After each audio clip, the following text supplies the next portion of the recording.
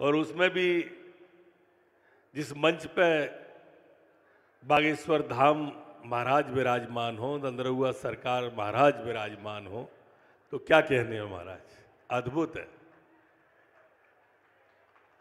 आपकी पीयूष वाणी शब्द को भी धन्य करती है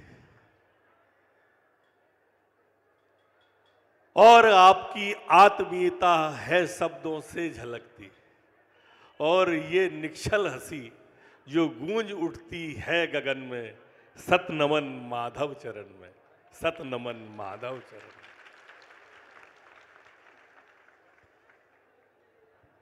आप दतिया पधारे थे तब मैंने कहा था महाराज,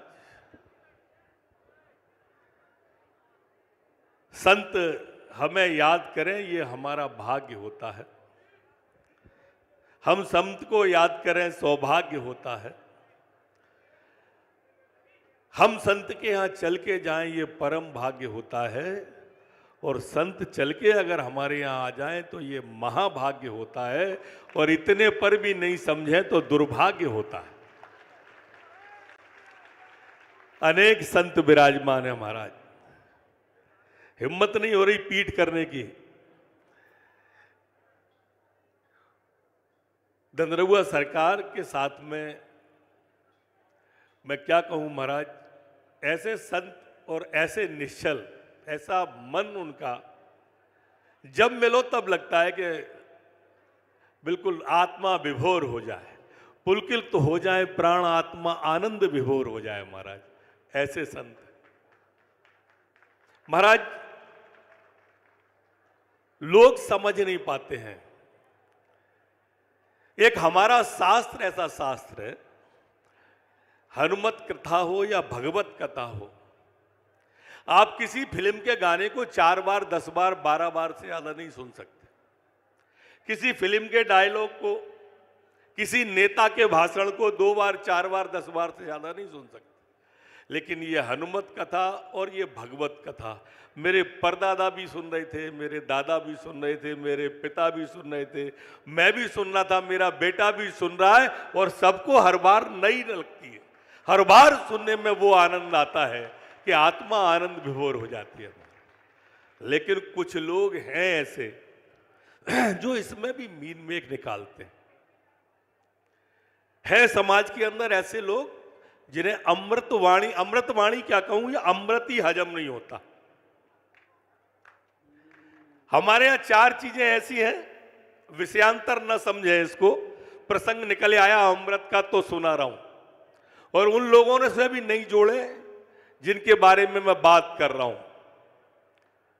शहद है, शहद हमारे यहां विज्ञान के द्वारा भी और हमारे शास्त्रों में भी शहद को अमृत बताया है, लेकिन शहद को अगर कुत्ता चाट लेता है तो मर जाता है महाराज।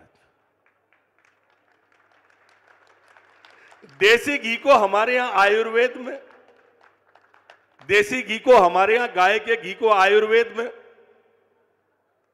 और विज्ञान में भी अमृत बताया है, लेकिन मक्खी अगर उस पर बैठ के उसको खा ले तो मक्खी मर जाती है। जो हमारे यहां औषधि मिश्री होती है, मिश्री मीठी मिश्री मावा जिसको बोलते हैं, ये मिश्री हमारे यहां औषधि में काम आती है, और आयुर्वेद में भी और विज्ञान में भी इसको औषधि बताया है, अमृत बताया है, लेकिन गधा अगर इसे खा ले तो मर जाता है।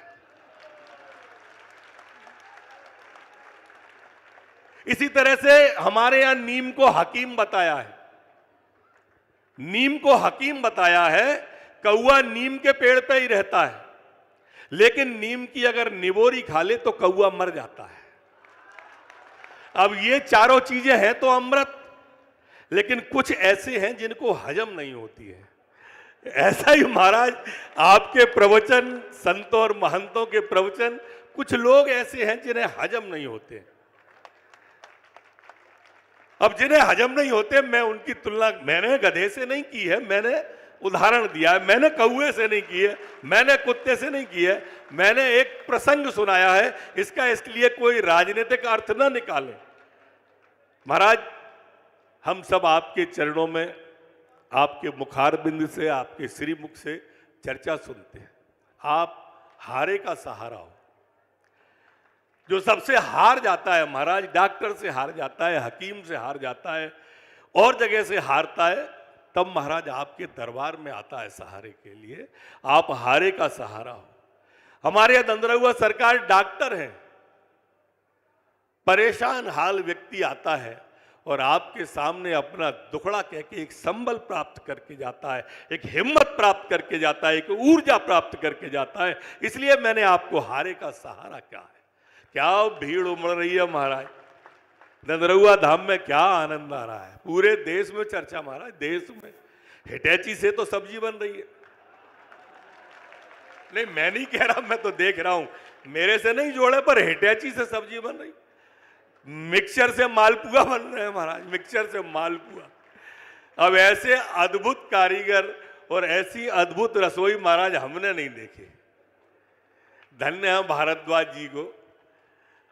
ये ठेकेदार है महाराज, पर है बहुत बड़ा सज्जन आदमी। ये भांग के खेत में तुलसी का पौधा है, और इसलिए महाराज हमारी सांसद महोदया भी विराजी हैं। प्रणाम कर रहा हूं। बरुआ जी, आपको मैं देख नहीं पाया, क्षमा करना। हमारे मंत्री हमारे एक मंत्री तो आ तो जाओ मेरे बगल में, हमारे ओपीएस भदौरिया जी हैं महाराज,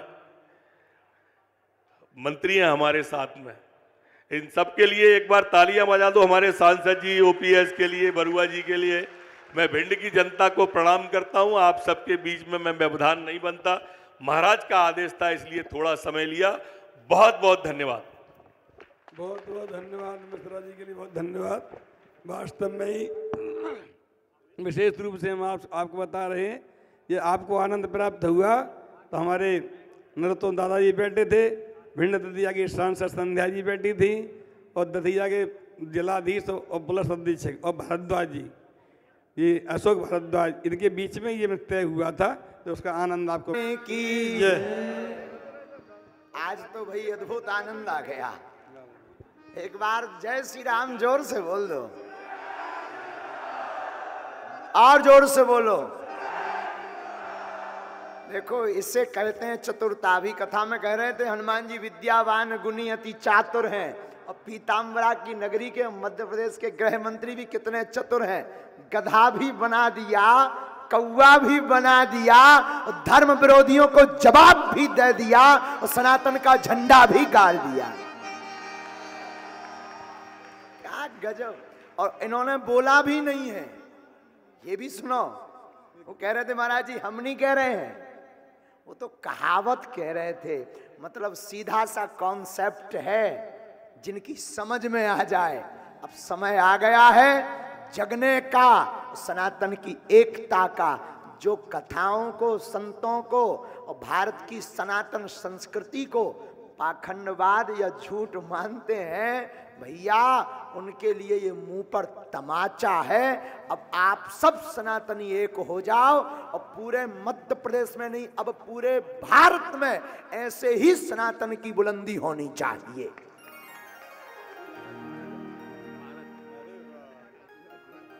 पीठ, दूसरी राजपीठ। व्यासपीठ तो सनातन का कार्य कर ही रही है।